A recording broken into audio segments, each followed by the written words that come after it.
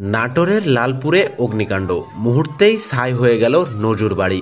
নাটোরের লালপুর উপজেলার দুরদুড়িয়া ইউনিয়নের নওপাড়া গ্রামে ভয়াবহ অগ্নিকাণ্ডের ঘটনা ঘটেছে। রবিবার রাত আনুমানিক 7:30টার দিকে নজরুল ইসলাম নজুর বাড়িতে হঠাৎ করেই আগুনের সূত্রপাত ঘটে। মুহূর্তের মধ্যে আগুন পুরো বাড়িঘর গ্রাস করে ফেলে। স্থানীয়রা জানান, অগ্নিকাণ্ডে নজরুল ইসলামের ঘরবাড়ি, আসবাবপত্র, জমানো টাকা পয়সা সহ সবকিছু পুড়ে ছাই হয়ে গেছে।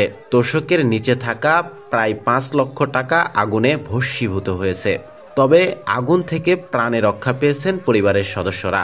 দ্রুত ঘর থেকে 4 জন মানুষ ও 3টি গাভী বের করে আনা সম্ভব হয় বড় ধরনের প্রাণহানি ঘটেনি। স্থানীয়রা জানান, বৈদ্যুতিক তারের লুজ কানেকশন থেকে আগুনের সূত্রপাত হয়েছে। ভয়াবহ এ অগ্নিকাণ্ডে মুহূর্তেই সর্বশান্ত হয়ে খোলা আকাশের নিচে দাঁড়িয়ে পড়েছে পরিবারটি।